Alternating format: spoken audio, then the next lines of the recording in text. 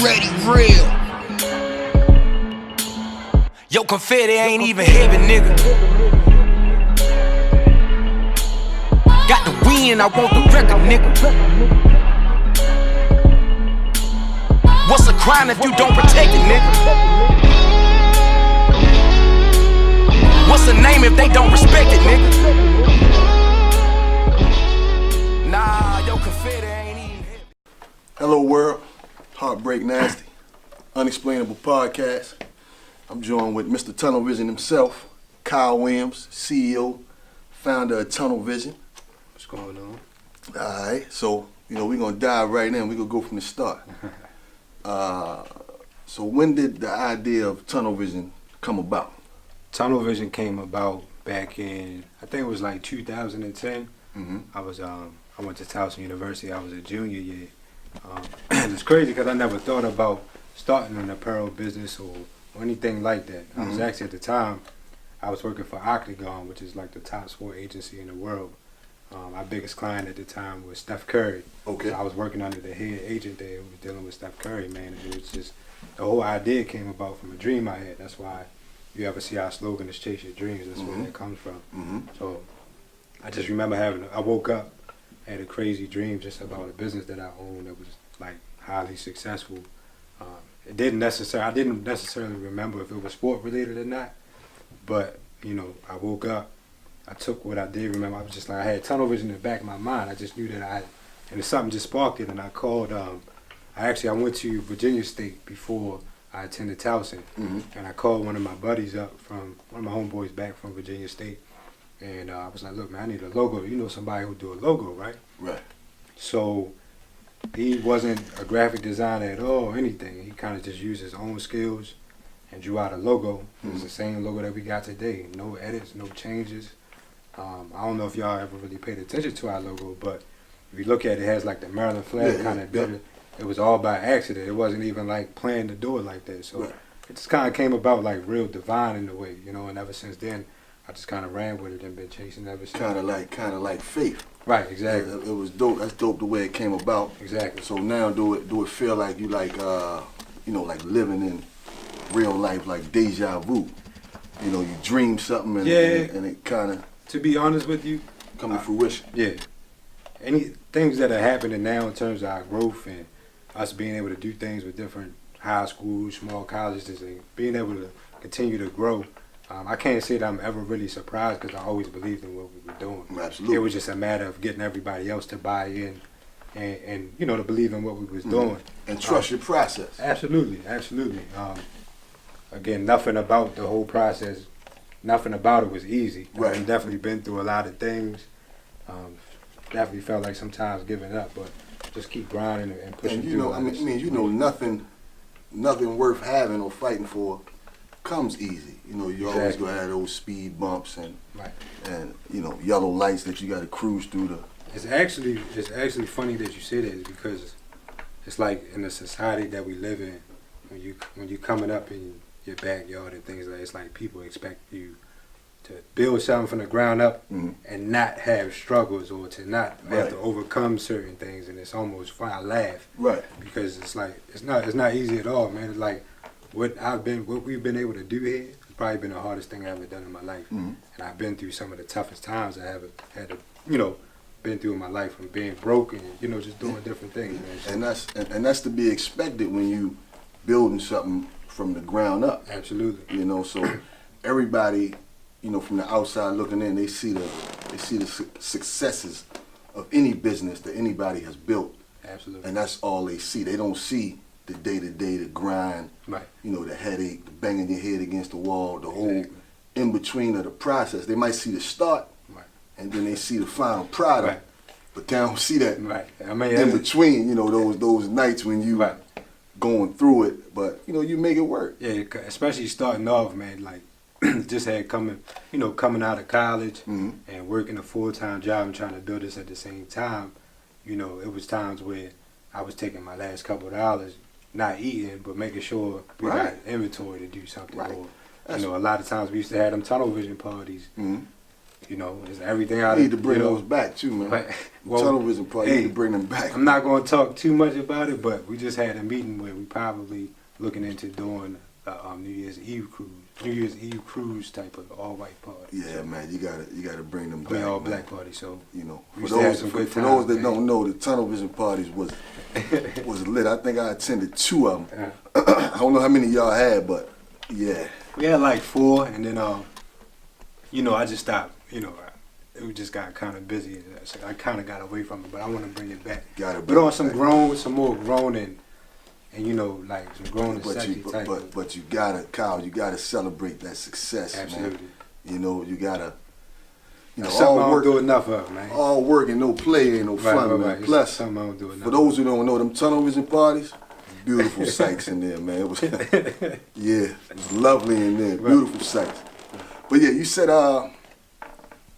you know, something up to the something along the lines of they don't see the you know the grind and the struggle in it. Mm-hmm. What would you say was your biggest obstacle so far within, you know, building this business over the past 7 going on 8 years now? I think the biggest obstacle was, so about 1.5 years ago, when I really like took off and did everything full time. Mm-hmm. I had a government job actually at the time. I had security clearance, all that. Mm-hmm. And I made a bold decision. I just woke up today and I didn't go to work. Bet on yourself. I bet on myself. I was just like, I was tired. I was like, you know what?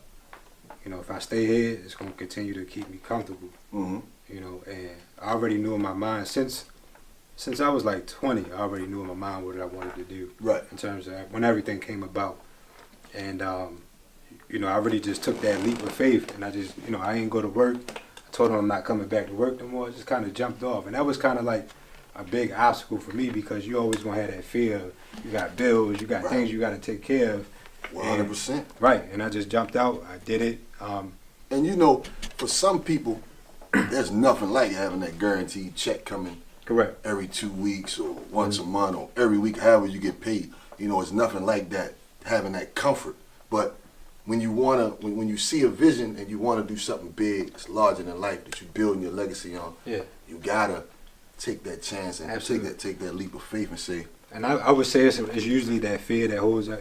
Listen, it's nothing wrong with somebody, you know, if you got a great job and that's what you want to do, that's great. Right. You know, but if it's something that you really want, you always gonna be stuck in that position if you never go out and act on faith. And a lot of people don't understand is that, you know, ages and ages ago, like everything was built off entrepreneurship. You know what I mean? I think it was, don't quote me, it might have been Rockefeller or Henry Ford. Okay.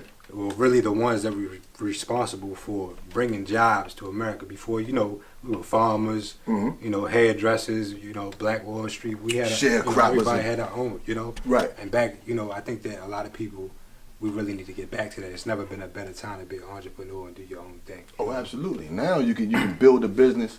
You throw it online, internet, social media, Facebook, Twitter, whatever, and you're instantly a business owner. Yeah, man.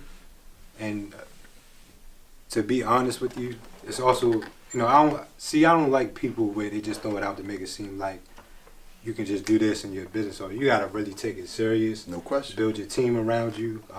I wouldn't be where I am today if it wasn't for my team. I'm still building my team, and that's a big part of why I'm able to do the things I am today. So, but I was just saying, you out there, you know, you planning, you putting it together. I got many stories, man, just jumping out there, making a lot of mistakes. Like I could really tell somebody, like, hey, I could probably cut back 6 months of mistakes for you just by talking and really going through my situation and what I did wrong at first, and probably save you a bunch of money as well. Anybody, you know. Right. So.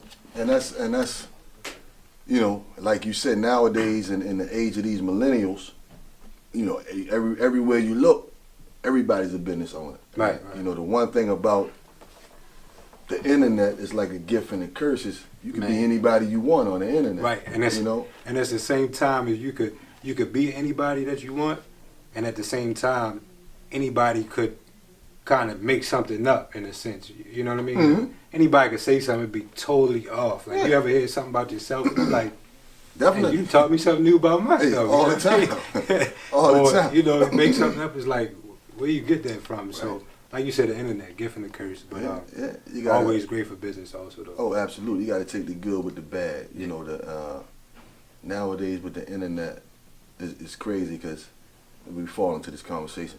But with Kim Kardashian, these past couple days, they say, I don't know where they got these numbers from, but they say she made $10 million in one day off of fragrances and perfumes exclusively online. Right.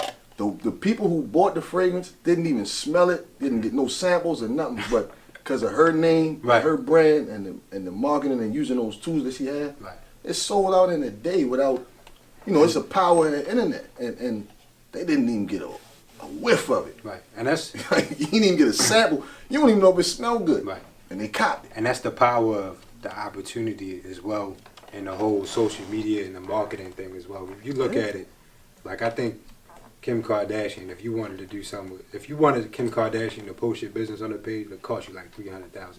I'm sure. Right? So you do that and you think you're in a position to do that, and your return on investment it's going to probably be panned out. At the same time, like if you're able to build what you're doing up to have somebody like that recognize what you're doing, it's an easy way to break into that market and to be able to really put your business on another platform. Like for instance, right now we just signed a deal with Jadakiss.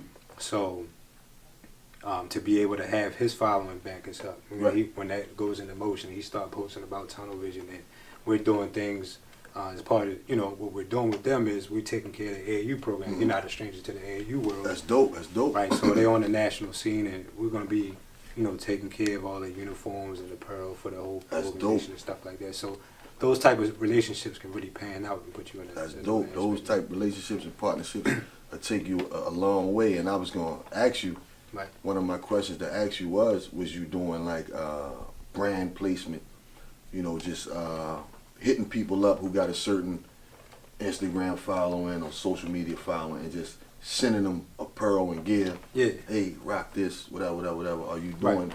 So we have a lot of different relationships with professional athletes. Probably Jadakiss would be the first like major type of artist that we're really dealing with. When I think about sports, it's real synonymous with music. Oh, absolutely. Right, and when you look at the apparel industry today, what's everybody wearing? They wearing sport apparel. They not, you know what I'm saying? We wearing joggers, we wearing sweatsuits, and nobody. There's no more rocker wears and all those type of things. Or anything I know like if cats could dress like this every day with sweats, a nice sweatsuit, good pair of sneakers, they would. Right, because it's comfortable and it's it look good at the same time. So we definitely capitalizing on those relationships.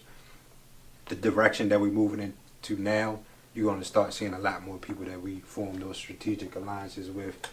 We just about to do some stuff with some professional baseball players. Dope. So we're going to do a full photo shoot with that. I mean, we have relationships with Tavon Austin. We used to do his camps. Tavon Austin from Baltimore. Play for the Rams. Right. So just a lot of different. Dunbar High School, West Virginia. Right. So we definitely capitalizing on those relationships, and a lot of people don't understand is. This area alone, the DMV area where we live in, is one of the highest areas, especially for basketball. It's probably the top area for high school basketball. Period. Right. This area is. And it's funny, man, because people, I think we get a lot of recognition for that. I mean, and even like I'll give you kudos as well, because I was in elementary school. You probably don't know. I used to come and watch you play when you was in high school and that was doing your thing. Oh man, don't show my age, right? Dog. But hey, this fucking with you. But me and Drew real tight. We used to, because his father coached at Old Mill. So we used to be like, we go watch Neil play, Doug Underwood and all that. So we man, you went to elementary though. Come on, dog. I swear. I think I played against Drew. Huh? I played against Drew. No. How old you? I'm 29. I'm 35. I ain't that much old. You we might have been sixth grade. Middle school. Maybe. Yeah. So you got a little concerned. Hold up. We're missing elementary school. Right. No. Matter of fact, no. When I was at, so I got 6 years on you. So. Right. Yeah. So if we was in chopped this up, we just talked about he chopped. If I was in the 5th grade, Yeah, I might have been in ninth, 10th grade. 10th grade. Yeah, There you go. right. You know, Right. so. That's 5-6 years. But yeah, but definitely DMV is a hotbed for basketball, sports in general, and just the relationships we've been able to build with that. But that DC Catholic League with DeMatha and St. John's and Gonzaga in it, Right. that's like the top league in the nation as far as Absolutely. high school basketball goes. Like this area, man, is Yeah. especially I mean, even football, you know, but basketball wise, it's Yeah. one of the top. Basketball areas. heavy. You know, if you could corner that market, I know that's a tough market because you got the big boys playing in that backyard. And Right. Well, we got you can play ball with them big boys though. So I think like right now, we actually got some traction with some of those bigger programs. As you know, we got the uniform contract or whatever for McDonough. So McDonough's a private school. Mm-hmm. Baltimore area. Right. Doing some stuff with Capital Christian, which is KD old high school before he transitioned into Montrose and Oak Hill. Okay. So we dealing with some bigger end schools right now. We doing some things with Towson University. So it's only a matter of time, man, before we really like, you know what I'm saying, swing on that thing. And, you know, if you could just once you knock down and just take care of this backyard. Yeah. I know, you know, Under Armour is locally owned and operated in Maryland, in the Maryland area as well. So, you know, they're a big player. But after Under Armour, as far as this area, Tunnel Vision is the only other, you know, big time brand I can think of that I see out there. People wear, it's fashionable. The uniforms are dope. Right.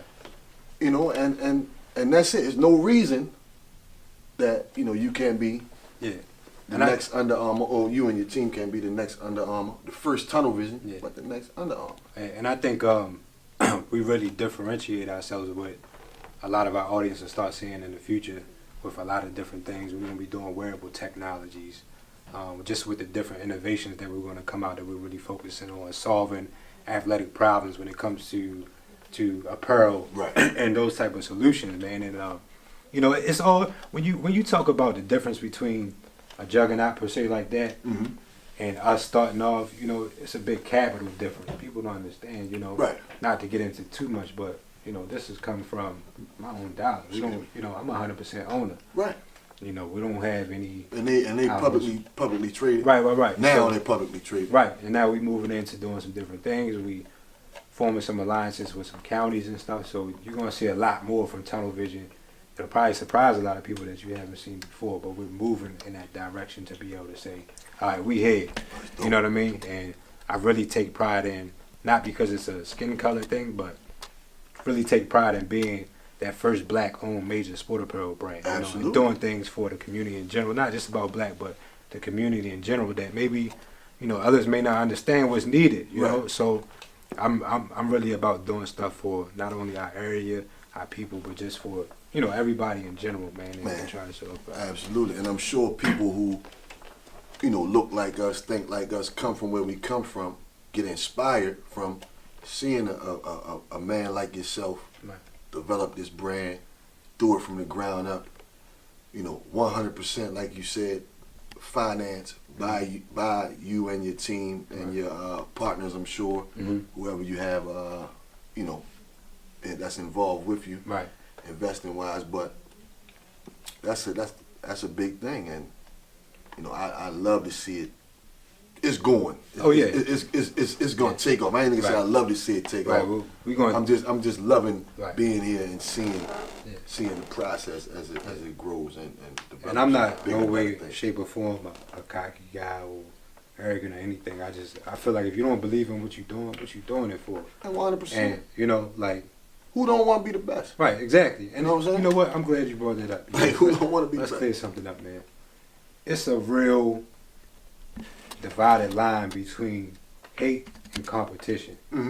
All right, and I think like somebody like me, I don't know about yourself. I'm pretty sure you are, you know, from the leagues and stuff like that, man. I'm a competitive person. Ultimate competitor. You know what I'm saying? And I feel like there's nothing wrong with you going out there and say you don't want somebody to be better than you or something. You know, if you're the ultimate competitor and you're great at what you do, that's what you're supposed to say. Ain't no question. And I think that, you know, people out there, they get, oh, he hating. Nah, it's not about that, man. If you come out somewhere, we in a competition, and you giving me all the kudos, and you feel like I'm just gonna roll over top of you or everything, I'm not gonna really respect you, because I want you to come in thinking you got a chance, and you feel good about what you're doing or what your company is offering, and that's what it's supposed to be, man. And I think we need to get back to being competitive and respectful, and stop taking things to where somebody always hate. I think it's a lot of negative stipulation between taking things so personal. It's not it's not personal at the end of the day. It's business.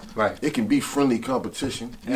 We can shake hands and go have a drink after this. But right now, at this moment, if I'm competing for this contract, and you competing for this contract, I'm gonna do what I gotta do. I'm trying to roll over top of you. I'm just letting you know right now. And that's how it should be. I'm gonna be a savage, you know. That's how it should be. You know, and it's all love at the end of the day. I mean, I'm never going to badmouth anybody, talk bad about it. Man, you gotta have coming for the net. You gotta have the Michael Jordan, exactly, Kobe Bryant mentality of I'm a killer, I'm a pit bull and you a poodle. You know, simple and plain.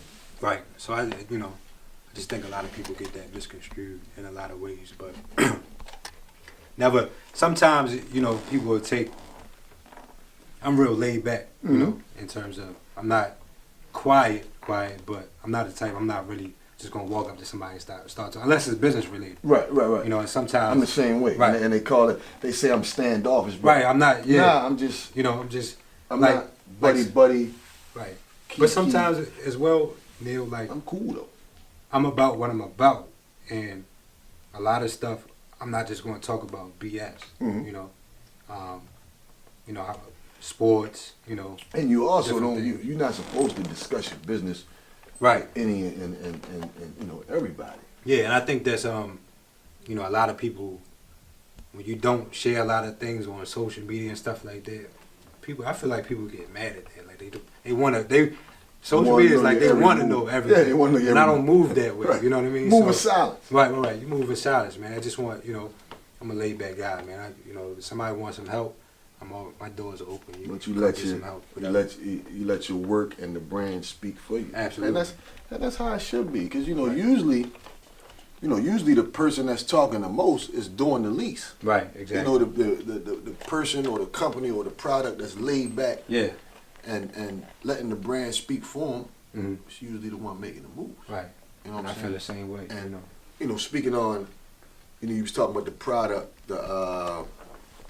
you bringing technology to the athletics when you said about the product you was talking about. So what's the main product right now that you're excited about, that you guys are about to develop and now, because give to the world? It's patented and it's kind of in the process. I can't really speak on it too much, but I can kind of give you a consensus. So what we're trying to do is what we're going to separate ourselves by is making products that have wearable technology. So when I say that, different music embedded things, biometrics like tracking certain vitals and different things like that. Training. That can.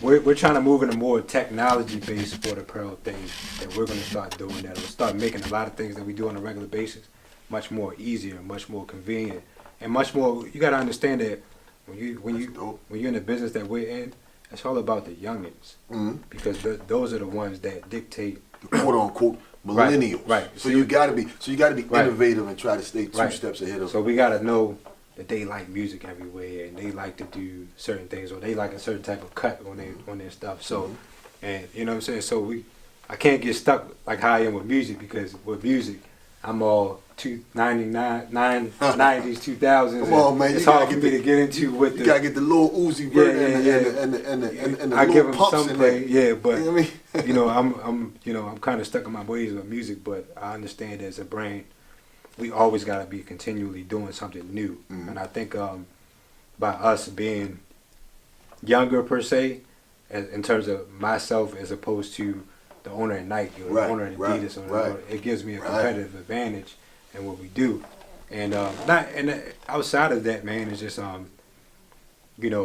really feel like what we stand for differentiates ourselves as well. So outside of the project, out of the product and what we'll be doing innovation wise, if you ask yourself, the only way you can have Nike, Under Armour, or Adidas is by what?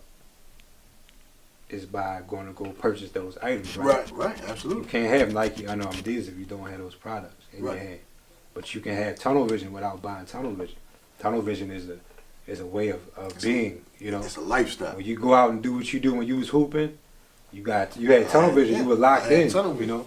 When you go out and do what you do, on that. I didn't have when I was going out and trying to destroy my opponent in front of me. I didn't have Nike vision. Right, that's tunnel vision. I had tunnel vision. I was focused on the prize, the basket, the bucket, and getting this win. Exactly, and that's what anything that somebody's doing in life. When you gonna go out to work out, you got tunnel vision. You going in to do one job, and that's to get it in. Get it done. If you're going to your job, you're gonna go complete your task. You know, tunnel vision about your drive, your dedication, your focus. It's about not allowing anything to get in, you know, your way of what you're trying to achieve, and that's what we're about. It's not only just something you wear. It's like, yo, this is you. You know, tunnel vision is you. So it's a lifestyle. Hey, right. Dog, I just gave you a commercial right there. Right. It's a lifestyle. You know, so it's definitely a lifestyle. You know? So you put it together, a little snippet, a little 1 minute commercial. Right. Tunnel vision. Right. It's a lifestyle. Exactly. I'm telling you, Yeah. I just gave you a commercial. You seen Boomerang, the movie Boomerang, where a man was shooting the commercials. And he had the oranges and the cherries and all that. Yeah, right. Bingo. Bring that around here. Right. Tunnel vision. Right. It's a lifestyle. You got this cat over in the corner on his computer typing up his report for work. He crunching the numbers. He working Wall Street. Tunnel vision.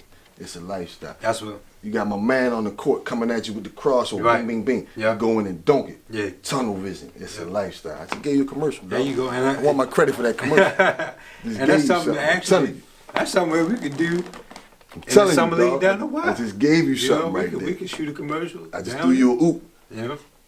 So speaking on the wild, why you take your team out the wild, man? You know, man, that's back when the wild was fun. When you had your team, you had Tunnel Vision. I had K Neal or Running Gun, whatever it was at the time. No, probably both of them transitioned, and you know that's when the league was fun. It was, man. I used to look forward to playing against y'all and Harris and it was some big games down there. You used to bring the kids, you know, younger players who could play. Whatever top kid in Baltimore City, somehow bring them down, Kim man. Carl, Dexter Miles, a couple different dudes. Bringing them down. It was fun, man. It was definitely fun. I want to get back to it. It's just that I got so busy and I couldn't really, you know, be there on hands all the time, man. It's like what I do, when I do something, I want to go 150% with it. Right.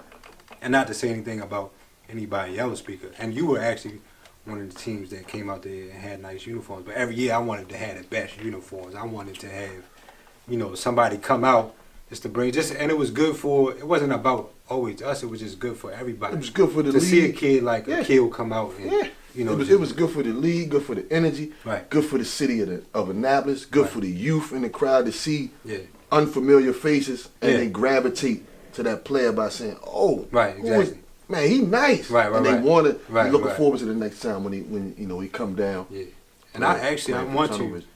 Man, my goal is to try to. I really feel like. Man, look, we do it like it's on camera right now. If you bring Tunnel Vision back, I bring K Neal or Running Gun back. On that. You know what I mean? Okay. If you bring Tunnel Vision back, I bring my mob back. Okay. We bring a mob back and we'll make. Right, and I really want to do it to the point where. And it's about talking to the people of Annapolis because I feel like we could be doing something there like Rucker Park or no question. You know, and I would even be willing to come out there and make it a tunnel. We'd do the uniforms for every team. I don't have a problem with that. Right. You know, and build something that we can really build on here in the backyard, man. But it's just like when you're talking with people with small minds, you know, it's like they just want to make their money, right? And not to talk bad about it, they just want to get their money. No, but it's the truth. They gotta they gotta see the bigger picture, and they gotta be invested in the league. Right. Like they just see it as it's not really a money grab because they say the league don't make. Any it's money. not. I wouldn't say it's a money grab, but you know they're not looking to. I'm not gonna say invest in it, but they're not looking to further it. Yeah, you know, and they're not passionate about it. Right, exactly. They just view it as I'm here because this is my job. Right. And that's It's understandable, Right. but you should like your job. Yeah. You know what I'm saying? Like, what you working for? Yeah, like, man, because I would like to do it where, you know, it's just like something at the Rutgers, man. We could make some phone calls and get some big time athletes come down. We doing it every year. We build it up. We got somebody shooting it and, you know, YouTube channels and different videos and stuff. Man, it's definitely, man. You know, so, and that's another thing, man. It's just like, see, they don't view it as entertainment, but right. Basketball is entertainment. Any sport is entertainment. Back in the day, they used to have like Rasheed Wallace come out all the time. You know what I'm saying? So Rasheed Wallace, they had the teams from Philly come down. Yeah. They had teams from North Carolina come up. They had the can't- Baltimore, the Charm City Cats Yeah. came down. The That's Charm what I'm City saying. team. So why can't we? We can bring that back. You know what I'm They had saying? the DC teams come down. Yeah. Like, it was, and that was like a back in the day. That was All-Star Weekend. I was young Right. when that was going on. When I think Rasheed was in high school. He Right. was just ready to go to Carolina. I remember that. And I was playing 11, 12 and under, and they had some cats come down. Right. And I'm sure those cats who came down went on to play and be something. I just don't remember their name. Yeah. And not to get off topic, but like I said, man, coming up, you know, always looked at you like an incredible player, as somebody who, you know, I'm like, dang, I want to be like Mark. Is he out there mixing them up, man? Drew used to come out, you know what I'm saying? So, who was probably the best player that you ever played against on the scene? Played against, Yeah. well, on different levels, but at the time, So let me give you your the best that you ever played against, period, and then maybe like on a high school level as well, or like on a college level also. Because I know you went to Nebraska, right? yeah, I mean, now you flipping, now you interviewing me. I just had to put that question in there. But no, on the high school level, the best player was probably at the time, probably like I don't know, cause I really ain't, you know, just thinking about it, I really ain't respect him like that. But no, it was probably like a Melvin Scott. Okay. Melvin Scott, you know, he ended up going to Carolina, but we played AAU together. And I gave him 30 though. Right. But, yeah, we played against Melvin Scott. I played for Cecil Kirk. He played for you played for Cecil Kirk? Yeah, I played Who for was on your Cecil. team when you played up Back Cecil? in the day, Cecil was me, Scoop, Tony last name. Everybody went job like D1 on Lord Draper, Dante Draper. Who the fuck? He played for Oliver. Yeah. Melvin Scott played for Oliver on the AAU tip. Yeah. And we played for Cecil. And we had a nice little battle up at BCC, matter of fact, Baltimore Community College. Yeah. Yeah, I gave him a cool 30. Yeah. Cool 30. Yeah, no. Yo, it was tough though. And on the college level, probably like a PJ Tucker or Daniel Gibson, Keith Langford. Them, you know, I played in the Big 12. Okay, yeah. So Keith Langford, I remember them that. cats, Kansas was tough. Yeah, Texas was tough at the time. So. Did you play PJ when TJ Ford was there? Nah, that was the year after that. Okay. TJ TJ Ford was my man. Yeah, I missed it. I didn't get to play against That was him. my He man. rolled out and I came in. Right. So what do you think you would have did with TJ Ford? I don't know, man. They said that boy was lightning. Right. They said he was quick as a bug. Right.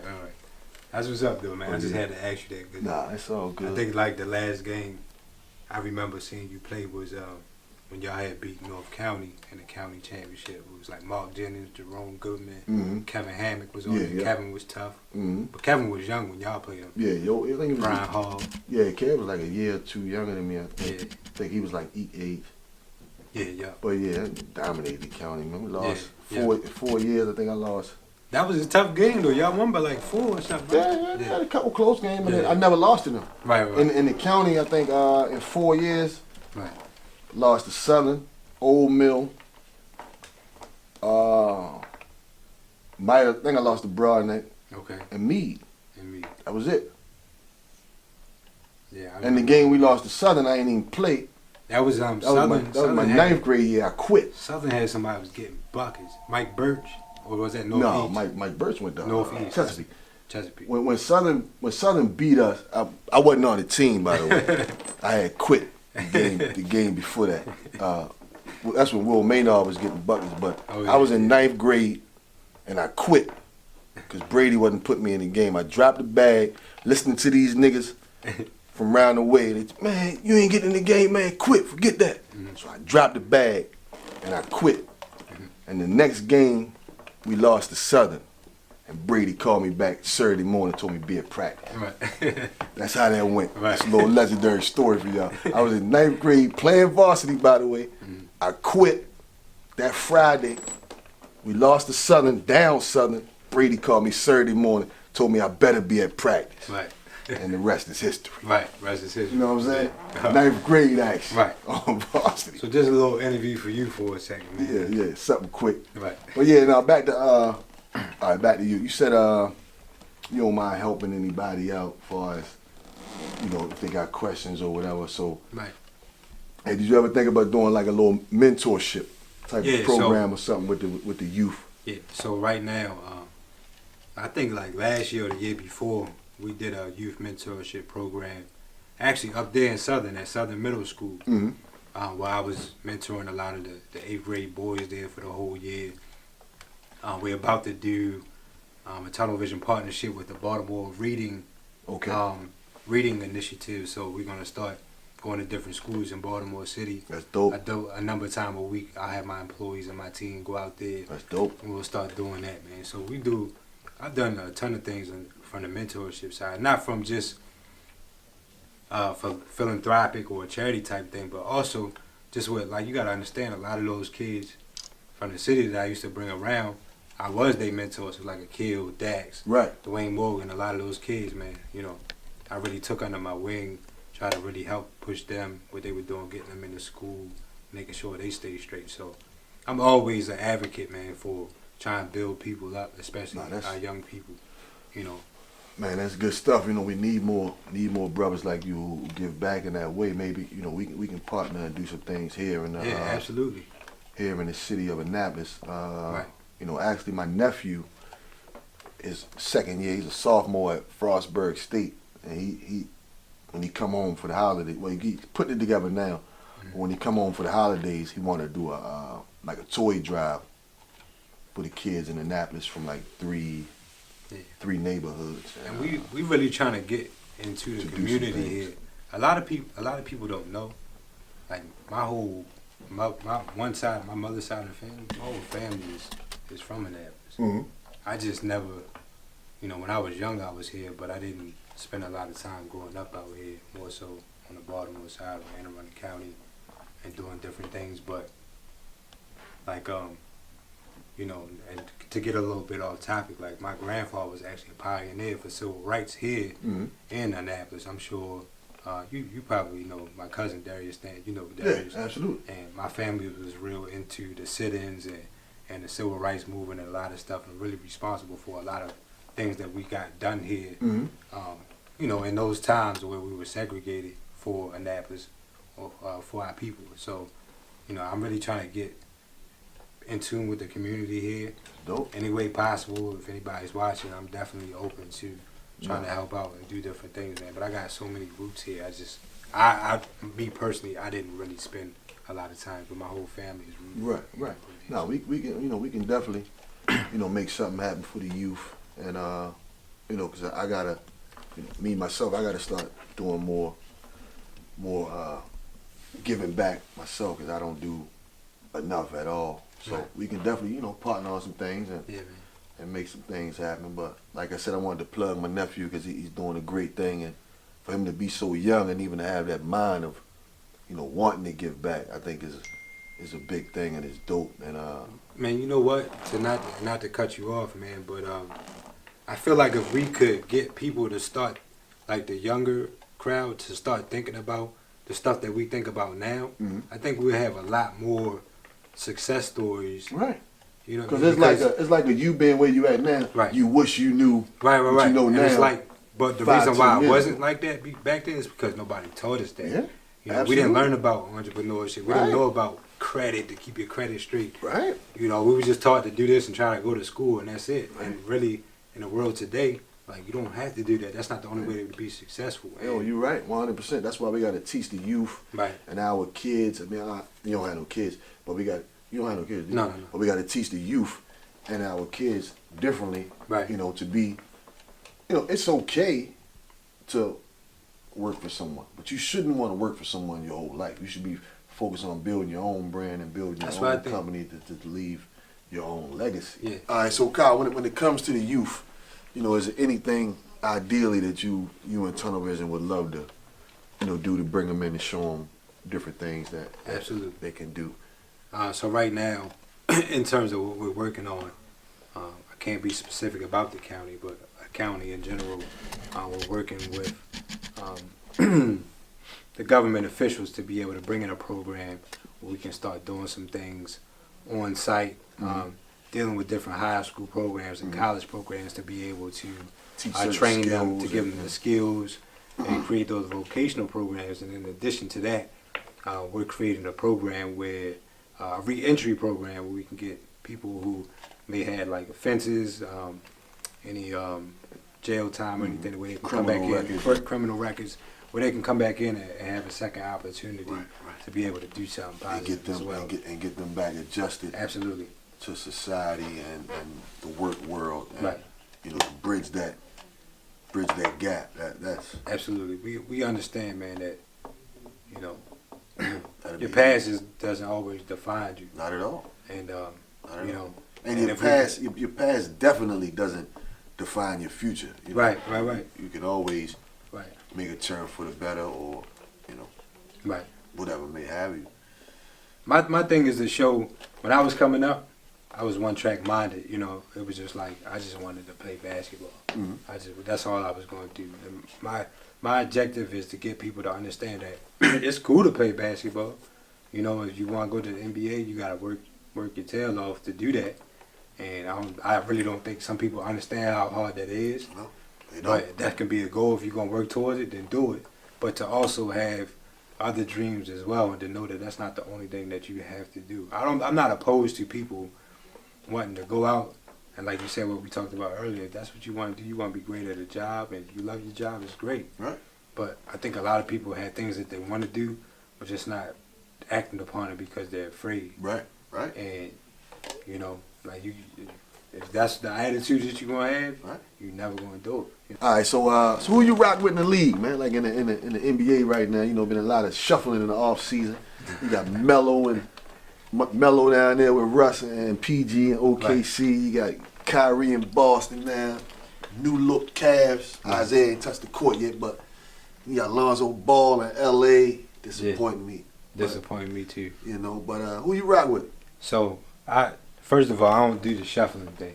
If you doing the shuffling, I'm gonna let you hit. So you ain't doing the shuffling. You ain't with the cats jumping around with the players. No. I've been jumping team to team. I've been a Lakers fan ever since Kobe won the slam dunk contest. So that's kind of when I really became a Kobe fan. I've been a Lakers fan ever since. So what you think of Lonzo Ball so far, man? Because I like the kid personally. I root for him. I want him to win, but he looked like he's in fucking outer space out there sometime on the court. He looked like he don't know where he at sometimes. He just looked lost out there. So I'm gonna be honest with you. I didn't want us to draft Lonzo Ball. I've been vocal about it for a while now, and I say that. I think I saw you post something on Facebook about that when I say that because it's not a hate or a personal dislike. I saw a calm, cool demeanor in him that I really don't prefer as a player. I'm more of a type of guy that like the dog. We come from the Kobe. You like killers. The Russell Westbrook. You know what I'm saying? I like killers too. I'm more of a guy that like the killers. And once I saw how De'Aaron Fox thrashed him back in the tournament, and he was real like laid back, I was just like, he not the player for us. Especially for not L.A., the Lake Show, and Showtime, and just his demeanor. Right, and I'm not saying he's not talented. He box office though. Right. Well, because his father, you know, his father. Partly, he still had to perform on the court. His father could talk all he want, but if he wasn't performing on the court, wouldn't nobody be paying attention. Right. His father can't talk that shit, but Jello ain't. I don't think Jello is NBA material. That's what I'm saying. I really don't think LaMelo is NBA material, in my opinion. I saw him play. I think Melo gonna be alright because he's still growing. Right, but see, like the whole situation where, you know, I just don't understand like LeVar Ball logic behind a lot of things that he's doing. You know what I mean? Well, some things he says is just say. But I'm saying if Zoe wasn't performing on the court, the shit LeVar said wouldn't have mattered. Leading up to where we are now. So right now you look at it from a marketing perspective, right? So you hyping him up. you trying to sell $500 shoes. Yeah. How you supposed to do that when the main face of your brand is shooting 28% from the field? He did that because he pre-sold. Right, exactly. He sold the shoes are sold before the kid. So even played now, the game. you know, it's kind of like, what are you supposed to do from a marketing perspective? You know, so, you know, that's another conversation. Nah, but he definitely gonna have to, you know, turn it around. I saw a stat the other day through the first 14 games of anyone's career, he's shooting the worst percentage of anyone. But there was a few names on that list, like Russell Westbrook name was on the list. I think his first 14. It was on Sports and Update. But my thing his is, first 14, he shot 33%. When you watch him play, do you see a particular type of flair or energy from him that make you feel comfortable? It just don't make me feel comfortable. No, I think like, it ain't even about the numbers. It's just like your body language. Right. Like, you know, it's not aggressive. It's just like right. No, you can't be the number 2 pick in LA and not be out there firing on all cylinders. No, and that's the conversation I had with the cat the other day. I said, it's not about the shooting percentage. Right. It's not about his stats, his points, none of that. He's not getting in the paint. Right. Like he's not, as a point guard, he's not being aggressive. He's not attacking his man. Yeah. He's not making 2 people play him. He's not getting in the paint and making things happen for his teammates. He's not being aggressive. And people misconstrue aggressiveness with shot attempts. No. Aggressive is make something happen. Yeah. Get in the paint. It's a different story if you driving and kicking, or you know, even if you putting it up and then come off the rim, somebody got you know, it's an offensive rebound. He just ain't making plays happen. Man. You know, so when you sit back like that, you being conservative and all you doing is passing. You're making it easier for a team to be able to guard your team as a whole. Right. You get what I'm saying? So now I'm backing off of you. I'm not really worried about your shooting because your shooting percentage is down. I'm able to begging you to shoot. Right. I'm able to pay the passing lanes better because we know you're not going to do anything, so we're not worried about you. So like I said before we start, like I want to see the kid win. Like I want to see him do well. Just is a a good story, and well, people are against him for real just because his father mouth. But I want to see the kid. Yeah. I think he could play. I think he could play. Do I think he's going to be a superstar? Possibly, but right now it don't look like. But when you look at one night I was watching what they call it, Ernie and Shaq and all of them. Yeah, the TNT show. And Barkley made a good point. He was like, you can only get that shot off when he's going right because of how you bring it up. Right. So when you're going left and you're trying to do all, you can't get it off. Mm-hmm. So. And you get what I'm saying. You play basketball. When you, especially in the NBA, you got guys that are athletic, tall. You got to be able to catch in your shoot position already, but you can't bring it down and be trying to. It's just not going to work that way. You got to get it off a little faster. It's just a little. It concerns me a little bit. I mean, it helps that he's 6'6". I mean, I'm guessing, but people keep trying to compare him to Jason Kidd, and I think that's kind of you can't make that comparison right now. Not right now at all. Right. Not right now. So I don't think we can really do that in terms of that. But also, like I said, I'm a Lakers fan, die hard, so I'm always going to be a Lakers fan. One of my favorite players in the NBA is Russell Westbrook, just because I like the dog in him.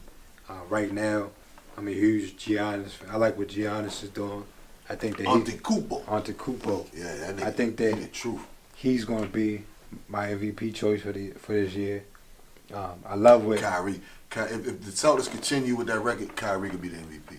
Can they? The question now. Here's my thing. If they had Gordon Hayward, we might be scratching our heads like, can they beat the Cavs in 7? Oh yeah, definitely. Because Gordon Hayward was on the court. Yeah, Gordon Hayward was on the court, and I don't even know. To be honest with you, when you break something, breaking the bone is not as bad. It's always the sprain and stuff that take a little bit longer. Right. So you don't rule Hayward out for the rest of the year. After All-Star, probably towards playoffs, you probably see him come back, to be honest with you. I think they should rest him, though. You think they should rest him? Nah, I think they should just let him rock out, let him come back fresh next season. Right. But also, if he was in the lineup, would we see Boston clicking so fast like they are now? Because, now Kyrie ain't looking to get Gordon Hayward. Yeah, he just looked like he just out there just going and he hooping. Yeah. So, all right, let's change gears a bit. We're going to wrap this up real quick. So, what inspires you and keeps you going with tunnel vision, like every day? Like, what do you wake up and what's your initiative when you wake up in the mornings for the brand? Yeah, just not to get too thrown off or anything, man, but I feel like because I didn't come up with this idea, it was given to me by God. So I feel like it's my God-given duty to follow through with what I'm doing. So what motivates with me is like, I'm given this gift, right? So it'd be kind of crazy if anybody was given a gift and not trying to really pursue it or try to make it happen. So I really feel like I'm doing God's work and God's plan. I didn't think about it, so I can't really say, hey, you know, this was my idea and I really, you know, I can't do that. It's selfish. It just came to you. Right, it just came to me. So I feel like it's my duty to go out and make that happen. And that's what really pushes me. Outside of that, you know, I could say that I really just want to be about our people. You know, I just really want to be able to give back and say, hey, you know, we know somebody who came from the area and was able to create opportunities for other people. You know, for me, I'm not a big, you know, I don't go around talking about money or things. You know, I'm not real big on that. My biggest thing is I'm big on accomplishments. I'm big on, you know, when I achieve something, I might dwell on it for about a couple minutes, and then I'm already thinking about what I'm trying to do next. To the next thing. And that's just how I am. Like people will come up to me like, achievements and experiences. Right. People will come up to me like, man, why you ain't happy? You just did. I'm like, it just don't feel. I'm already thinking about the next thing to do. I don't dwell on too much things, too many things. And that's what separates, you know, good from great. Right. You know, great businessmen, they already right on to the next thing. You know, they build. Right. All right, you check that one off the list. Right. Let's move on to the next one. You know, that's how you build something great and something legendary. Yeah, cause like today, for instance, I had a meeting and we were going through some stuff, and I started talking about things that we doing with McDonough. You know, and it was like he was making a big deal about it. I'm like, you know, that was like we started that last year. Like I don't even be thinking about that. You know what I mean? It's just like because we did McDonough. I'm thinking about how I can get something in the NBA. You know, that's what I'm thinking. It's my natural. You know, so it's a natural progression. Right. Okay, so we check this one off the list. Right. Now what we doing next? You know, and that's how I'm built to operate. You know, I'm always thinking about what we can do next. It's never enough. You know, so and it shouldn't be because it's an ongoing process of growth, building, development, and you know, exceeding that last expectation. Absolutely. So now on to when it's all said and done, right? And when it's all said and done, what would you like for the legacy of Tunnel Vision to be when it's all said and done? I actually, so in terms of do you see Tunnel Vision up there with the big, with the big three: Under Armour, Nike, definitely, Adidas? That's my main goal, man. I want to be up there with the big three. I feel like once we get to that level, I feel like we can be very indifferent and really challenge them for that market share. Now, when you think about Nike, of course, they're the first ones, you know, whatever. But I'm not even thinking about it's impossible. It's not impossible. Nothing's impossible. If Kevin Plain can do it, why can I do it? If Phil Knight can do it, why can I do it? Absolutely. You were born out of the same type of womb that I am. Hey, you ain't no different than me. Absolutely. They put their shoes on the same way they put yours on. So definitely from that standpoint, again, like I said, a lot of things I want to do that's not being done out there on the athletic side. I would love to talk about it, but I can't for certain reasons. But definitely We'll come back. Yeah. And I definitely love to have, you know, like I said, as we continue to progress, I'm always, my door always open. I'm always willing to bless what you're doing, Neil, and come back and talk about different things, man. But we want to be looked at in that light where we can say, damn, you know, Tunnel Vision is up there with those guys, and we doing it, man. We appreciate you. And my goal is to become $1 billion company. Hey, you could do it. Right. You know, and one day when you open up the doors and be publicly traded, I'm gonna buy a few stocks and a few shares in this thing. Absolutely. You know what I mean? We're gonna make that thing pop. Right.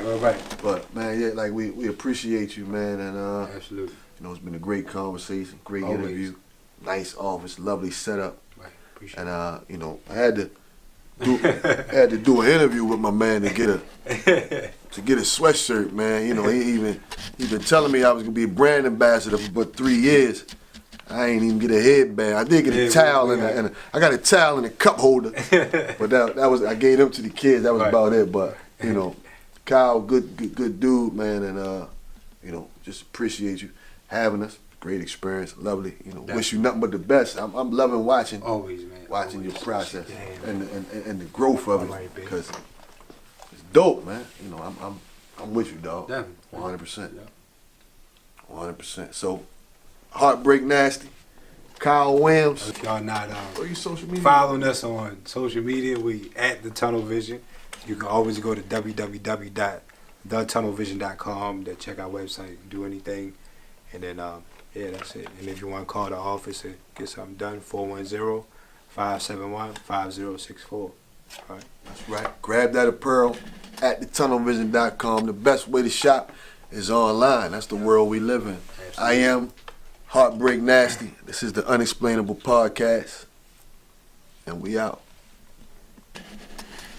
We're going to dedicate this episode, man, to lost a great guy about a month or two ago, been a minute now. You know, my cousin Mike Covert, a.k.a. Mike Bruce. Miss you down here, baby. You know, we dedicate this episode to you, man. Miss you. You know you watching over us. Yeah, that's it. We'll dedicate this episode to Mike Bruce, man. Love you, shorty.